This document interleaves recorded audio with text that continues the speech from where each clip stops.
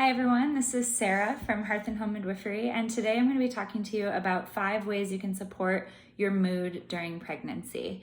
I want to start off by saying that it's really normal to have mood disturbances or mood challenges during pregnancy. It's a time of immense change. It's a time of transition, whether you're going to have your first baby or whether you're adding a baby to your family. It's a big transition. Parenting roles can change. Roles in your relationship, in your family of origin, all of that can change, to say nothing of the fact that you're hormonally vulnerable because your hormones are changing all the time and you're going through a lot physically. So it's really a time that makes sense that people would be having mood challenges. But a lot of people don't have the support that they need around dealing with their mood challenges in pregnancy. So I'm going to list 5 of the basic categories of things that you can think about if you are finding that you need a little bit of help. So the first thing that you can always do to support your mood is move. A lot of times people in their pregnancy are really tired, really fatigued, they feel worn out, they feel tight, achy, and all of that is true and understandable. And it is true that often people will feel better when they are moving regularly. That does not mean that you need to be running or doing something really extreme. It can be as simple as a 20-minute walk, just getting outside, especially when you are early on in pregnancy and you're feeling really nauseated and really, really tired. It can often feel like the absolute last thing you want to do, but the science is so there that moving really, really helps to boost all of our dopamine, serotonin, all of our happy hormones, and counteract cortisol and counteract some of the things that can make us feel really sluggish and therefore really, really depressed or possibly really anxious. So number one thing you can do, just make yourself get up and move. If you're 10 minutes into your walk and you're like, I absolutely hate this and I don't want to keep doing it, sure, go home and take a rest and try again later. But most of the time, if you get 10 minutes into something, you'll find, okay, yeah, this is actually serving me. And if you do that over a period and you're doing that most days, it can really contribute to a feeling of well-being in terms of mood. Okay, number 2, sleep. A lot of people have sleep challenges in their pregnancy, whether because they're physically uncomfortable or because of the hormones that I talked about, lots of different reasons. But dialing in your sleep and making sure you're not only getting enough time in the bed, but getting good quality sleep is really important. So the first step is figuring out what are the barriers to actually spending enough time in your bedroom. So for a lot of people, that's work, other children, just things around the house. It can be really, really hard to go to sleep, but making it a priority will do so much for mood support. So maybe that's figuring out, okay, if I actually want to take care of myself, the number of hours that I need is actually 9 hours of sleep.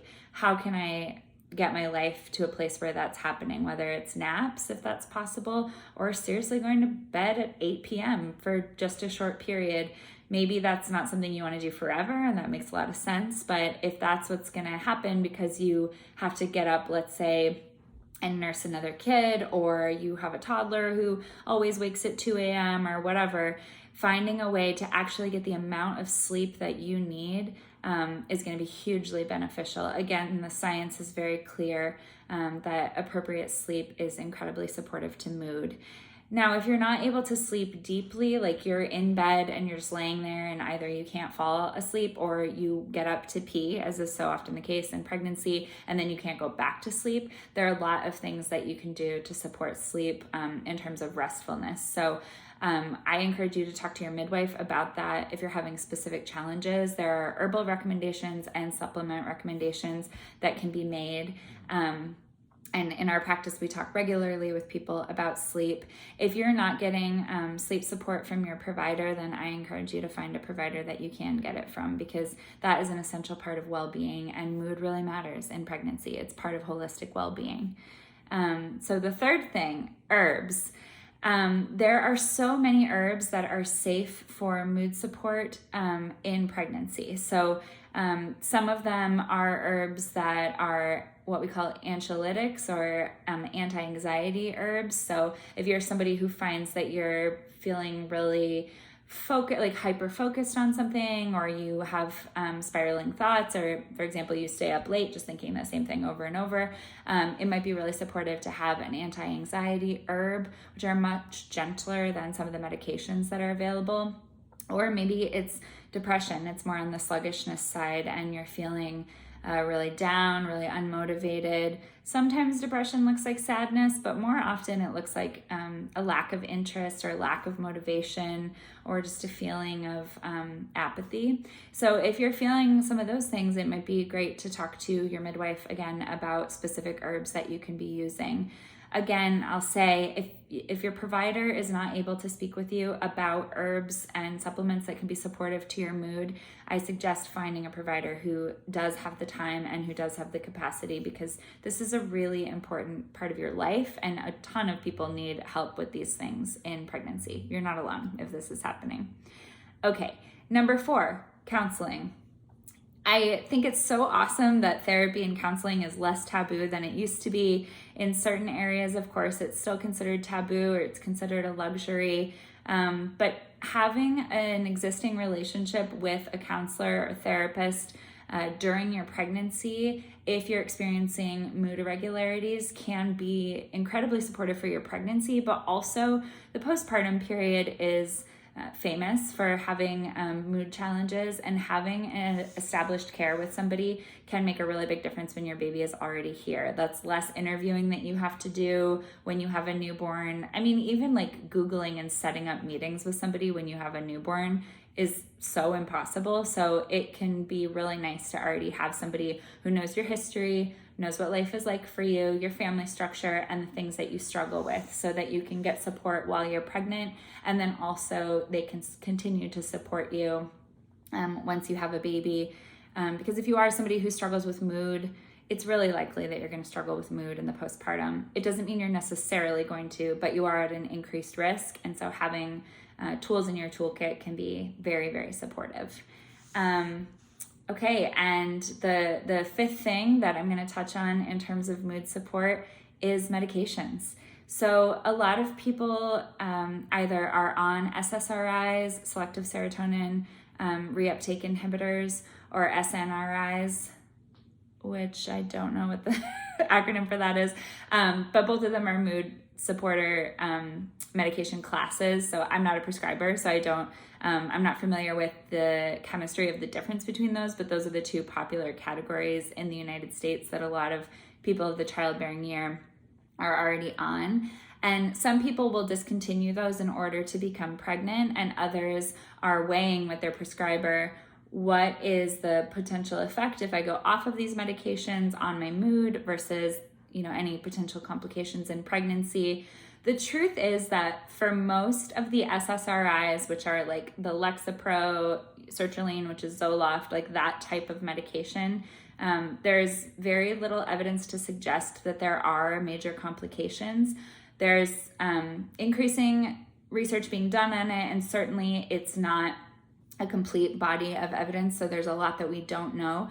But what we do know is that there are some increased risks to the neonate at certain dosages, and you can balance that with the increased risks to the entire family unit if the pregnant person is not experiencing a stable mood. So if you're somebody who has struggled with depression for years and has had suicidal ideation, gone so far as to have made a plan, or to have just really, really had a hard time feeling like you want to do anything, and SSRIs are like the thing that made you feel better, made you start to move forward in your life in a direction that really works for you, and you know that if you go off of them in pregnancy, you're going to be in a really tough spot, it might make a lot of sense for you to stay on an SSRI, especially at a lower dose, so that you can be living your life the way you want to, and so that then you can parent the way you want to.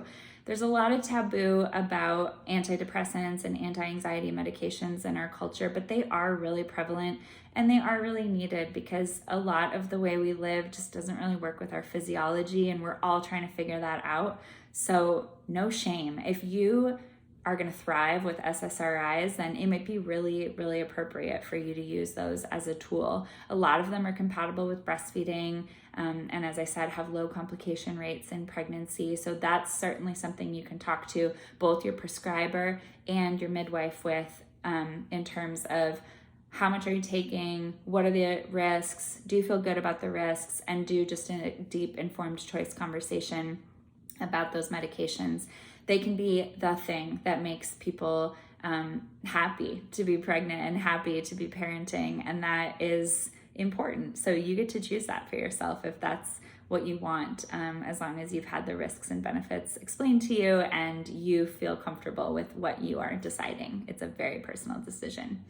So those are 5 things that you can do to support your mood in pregnancy. Obviously, there's a lot more. It's very individualized. Everybody experiences mood really differently. So having an ongoing conversation with your provider about your mood picture is going to be supportive. But those are the things to start thinking about, start talking to your midwife or other provider about. And know that if you do struggle with mood in your pregnancy, you are so not alone. It is so common. I would say it's almost the rule that people will have some mood challenges. It's just to what degree. So it's nothing to be ashamed of, and it's normal. And there are a lot of options for you. Thanks for listening.